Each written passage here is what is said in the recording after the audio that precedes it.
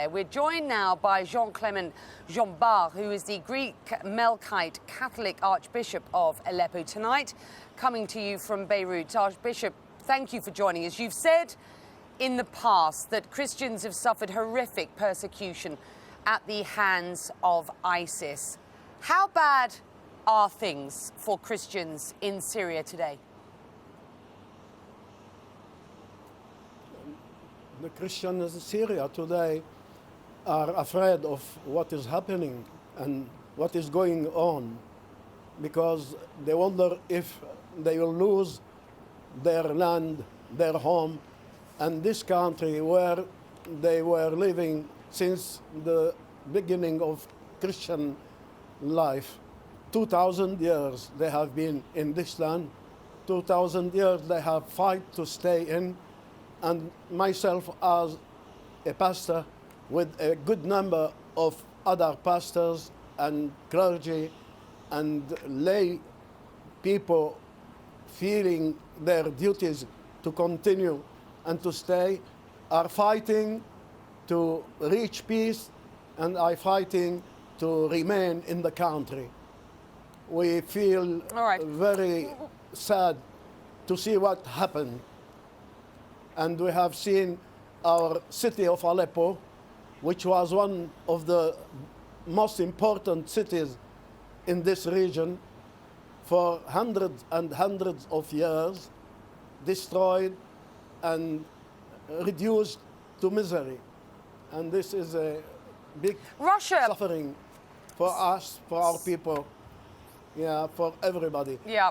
You may talk about Let me ask you this question, sir. I understand we suffer. Yes, please. Sorry. Yes. Sorry, yes.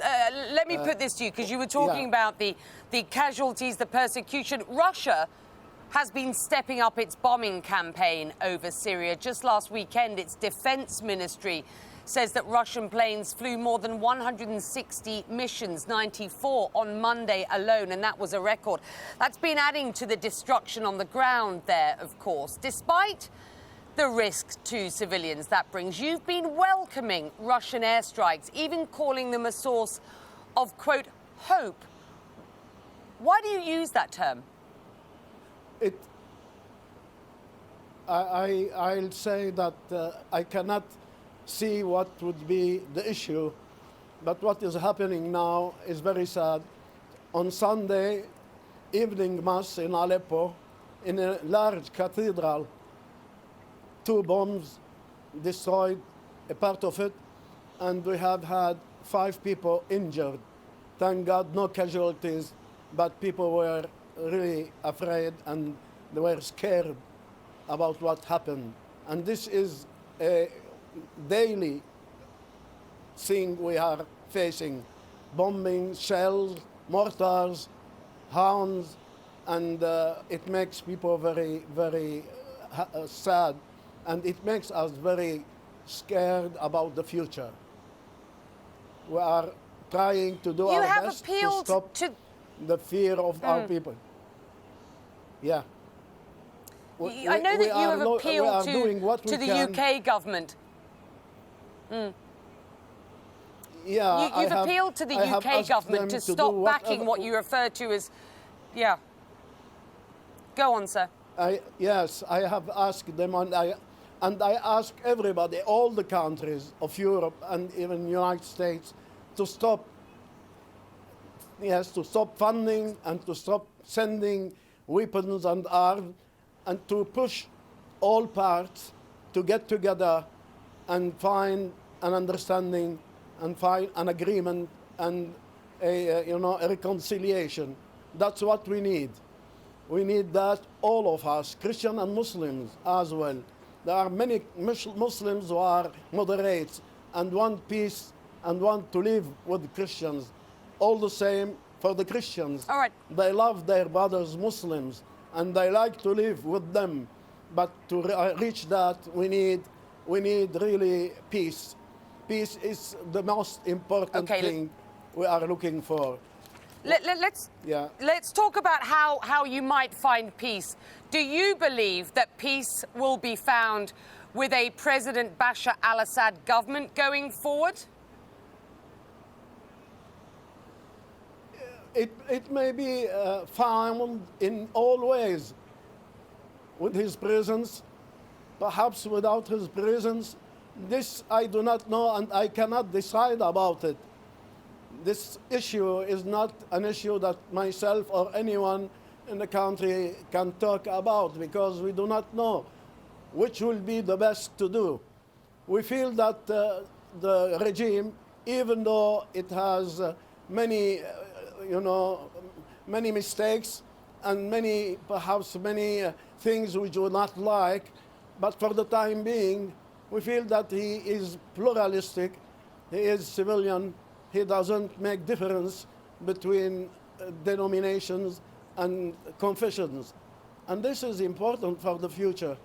Anyone who will come in the future should be in this line to accept, to let people live as they like, and to make their choices, and to be free to believe in the beliefs they think that they are the best in their conscience and in their heart. Okay, sir. Yeah. Do you believe, or do you have sympathy or empathy with those groups who oppose President Assad? I know that you've appealed to the UK government to stop funding or helping those on the ground who oppose President Assad. I mean, these people have genuine grievances against the president, and yet you say he's pluralistic, you say he is a man for all people and religions. That doesn't sit well with many people in Syria. Many people in Syria say they're more fearful of Assad than they are of ISIS, for example. Do you sympathize with those Syrians? With ISIS? No, of course I do not sympathize with ISIS. I do not sympathize with anyone who wants to exclude the others. The exclusion is something I refuse. I feel very close to the people who want to make reforms and to make change in the country, but accepting and agreeing that we may live in brothers and equality in this country. Any group who feel it like that and want to work in this direction, I support it. We are Christianity has a long and very rich... Yeah, Christianity has a long and very rich history in the Middle East. There are millions of Christians across the region, from the Egyptian capital to, as we saw earlier, right here in the UAE. In fact, many of the stories from the Bible are set in places not far away from where the fighting is. Sir, what do you see as the future for Christians living there? Will they be able to return to peace in Syria? I am afraid that those who are far away and they are already enrooted in the countries where they have been, for example, in the United States or Australia, would find it difficult to get back. But the people who went in Lebanon or Egypt or Turkey or in other places in Syria, they will come back. They will come back because Syria and Aleppo is a rich country and rich city, and it has a very long history. We have been the first Christian to be baptized. We have been baptized on the day of the Pentecost. Just after the apostles, there were pilgrimage from Syria. The Jews of Syria used to go for Pentecost to Jerusalem every year. And this year of the Christian Pentecost, there were thousands. And the Act of the Apostles in Bible tells us that 3,000 of them were baptized. And these are the first Christians who turned back to their cities in Syria and began the life of the church. St. Paul owes us his conversion. He owes us his baptism. He owes us his priesthood. And we sent him in mission from Syria.